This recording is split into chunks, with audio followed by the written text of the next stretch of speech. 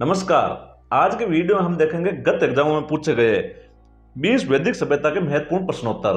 दोस्तों, इससे पहले हड़प्पा सभ्यता की एक प्लेलिस्ट अपलोड की गई है, वो भी जाकर जरूर देख लें। हर प्रश्न के बाद आपको 5 सेकंड का समय दिया जाएगा, उस दौरान आप भी अपना उत्तर सोचना तथा वीडियो के अंत में जरूर बताना कि 20 में से आपके कितने प्रश्नोत्तर सही हुए थे, जिससे क्या है कि आपको भी पता चलेगा आपकी तैयारी का लेवल कैसा है। पहला प्रश्न है, ऋग्वेद में सबसे प्रमुख देवता कौन है? Option A Indra, option B Agni, option C Pashupati और ऑप्शन डी विष्णु।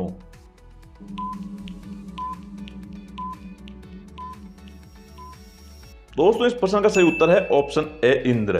दोस्तों, ऋग्वेद का सबसे प्रथम देवता इंद्र को माना गया है और इंद्र को देवताओं का देवता कहा गया है और इंद्र के लिए ऋग्वेद में लगभग 1/4 श्लोक इंद्र की स्तुति में लिखे गए हैं। तो इस प्रकार सबसे महत्वपूर्ण देवता कौन हुए? इंद्र। अगला प्रश्न है, निम्नलिखित में से कौन सा वेद वेद त्रय का भाग नहीं है? Option A Rigveda, option B Yajurveda, option C Samaveda और ऑप्शन डी अथर्ववेद। दोस्तों, हर प्रश्न के नीचे एग्जाम का नाम दिया गया है, जिससे आप देखते रहना, जिससे आपको पता चलेगा कि किस एग्जाम में किस प्रकार का प्रश्न पूछा जाता है।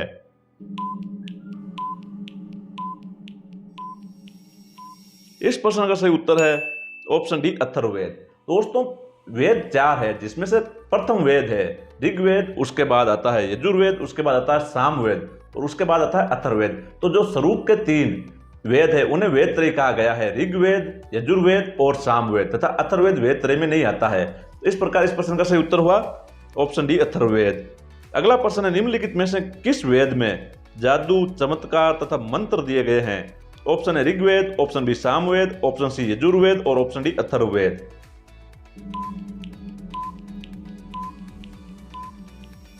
इस प्रश्न का सही उत्तर है ऑप्शन डी अथर्ववेद। दोस्तों, अथर्ववेद में जादू टोना, ब्रह्म ज्ञान, औषधि प्रयोग, रोग निवारण, जंत्र तंत्र और टोना टोटका आदि का वर्णन किया गया है।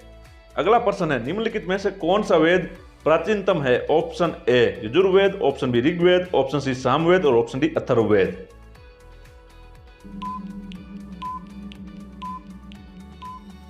इस प्रश्न का सही उत्तर है ऑप्शन बी ऋग्वेद। दोस्तों, वेदों में सबसे प्राचीनतम वेद ऋग्वेद है तथा ऐसा माना जाता है कि विश्व का सबसे प्राचीनतम ग्रंथ भी ऋग्वेद है।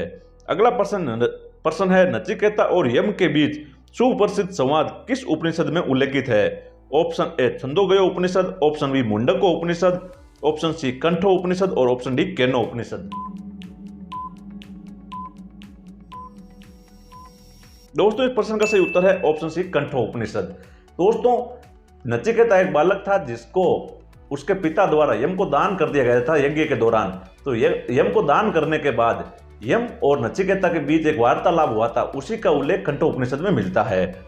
अगला प्रश्न है, छठा प्रश्न, निम्न में से कौन उपवेद के अंतर्गत नहीं गिना जाता है? Option A Ayurveda, option B Yajurveda, option C Gandharvaveda और ऑप्शन डी शिल्पवेद। इस प्रश्न का सही उत्तर है ऑप्शन बी यजुर्वेद। दोस्तों, हर वेद के लिए एक उपवेद लिखा गया है उसकी व्याख्या के लिए। तो आयुर्वेद, गंधर्ववेद और शिल्पवेद तो उपवेद है, परंतु यजुर्वेद एक मुख्य वेद है। अगला प्रश्न है, 8वां प्रश्न, निम्न में से किस वेद को रुद्र नामक शब्द का आरंभिक स्रोत माना गया है? ऑप्शन है Rigveda, option B Samaveda, option C Yajurveda और ऑप्शन डी अथर्ववेद।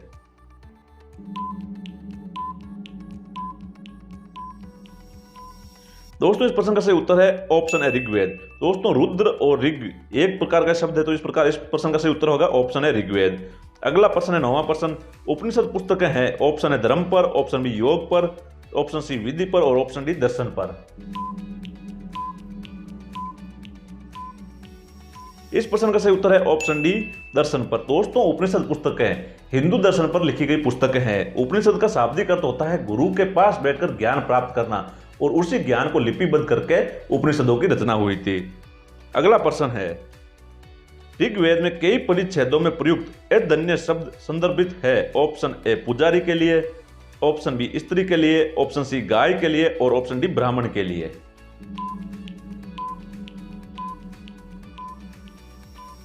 इस प्रश्न का सही उत्तर है ऑप्शन सी गाय के लिए। दोस्तों, जो ये शब्द प्रयोग किया गया है एधन्य, इसका अर्थ होता है किसी भी हालत में उसको मारा नहीं जा सकता, यानी उसकी हत्या नहीं की जा सकती। और ऋग्वेद में कहा गया है कि गाय की किसी भी हालत में हत्या नहीं की जा सकती। तो इस प्रकार एधन्य शब्द प्रयोग हुआ है गाय के लिए। अगला प्रश्न है, किस उपनिषद का शाब्दिक अर्थ होता है सफेद घोड़ा? Option A Chandogya Upanishad, option B Katho Upanishad, option C Taittiriya Upanishad, option D Isho Upanishad और ऑप्शन ई इनमें से कोई नहीं। दोस्तों ये प्रश्न छत्तीसगढ़ पीएससी प्री में पूछा गया है। उसमें क्या है कि 5 ऑप्शंस दिए जाते हैं।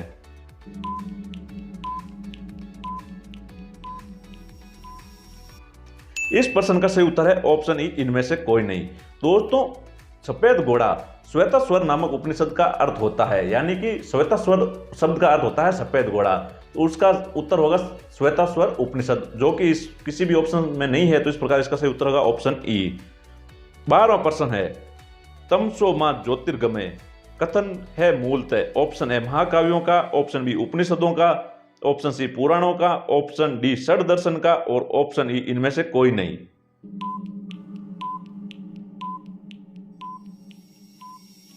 दोस्तों इस प्रश्न का सही उत्तर है ऑप्शन बी उपनिषदों का।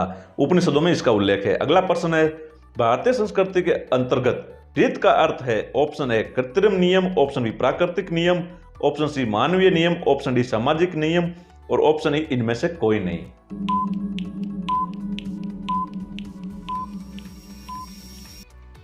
दोस्तों रीत शब्द का अर्थ है सही, जिसका इस प्रकार प्रयोग किया जाता है कि जो कि प्रकृति द्वारा किसी चीज को सही करने के लिए जो भी होता है उसे रीत कहा जाता है। 14वां प्रश्न है, कौन सा वेद धार्मिक अनुष्ठानों से संबंध रखता है? Option A Rigveda, option B Yajurveda, option C Samaveda और ऑप्शन डी अथर्ववेद।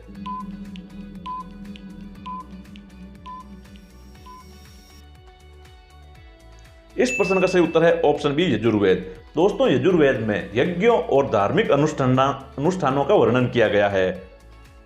15वां प्रश्न है, सत्यमेव जयते शब्द किस उपनिषद से लिया गया है? Option A Akshi Upanishad, option B Mundaka Upanishad, option C Garuda Upanishad और ऑप्शन डी महाकाव्य उपनिषद।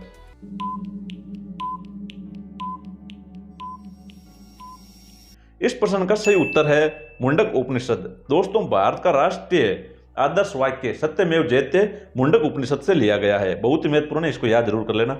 अगला प्रश्न है 16वां प्रश्न, उपनिषद क्या है? ऑप्शन ए महाकाव्य, ऑप्शन बी कथा संग्रह, ऑप्शन सी हिंदू दर्शन का स्रोत और ऑप्शन डी कानून की पुस्तकें।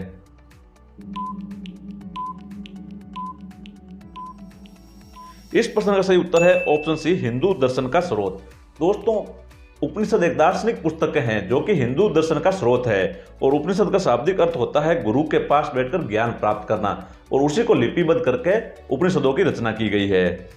17वां प्रश्न है, भारत का राष्ट्रीय आदर्श वाक्य सत्यमेव जयते किस प्राचीन भारतीय शास्त्र के उद्धत एक तंत्र है? Option A Rigveda, option B Mundaka Upanishad, option C Bhagavad Gita और ऑप्शन डी मत्स्य पुराण।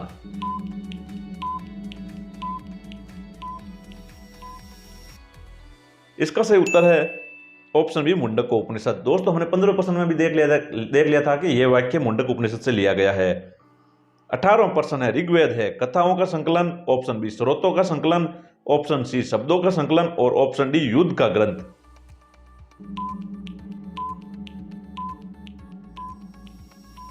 इस प्रश्न का सही उत्तर है ऑप्शन बी स्रोतों का संकलन।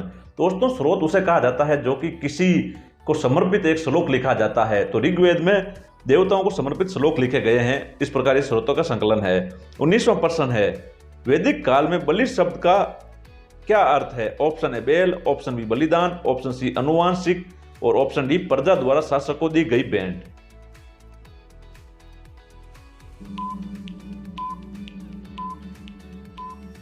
इस प्रश्न का सही उत्तर है ऑप्शन डी प्रजा द्वारा शासक को दी गई भेंट। दोस्तों वैदिक काल में जब प्रजा को शासक को भेंट देती थी उसे बलि कहा जाता था। 20वां प्रश्न है, 14वीं सदी ईसा पूर्व का एक अभिलेख जिसमें वैदिक देवताओं का वर्णन है प्राप्त हुआ है। ऑप्शन ए एकबटाना से, ऑप्शन बी बोगज कोई से, ऑप्शन सी बेबीलोन से और ऑप्शन डी बिशोटून से।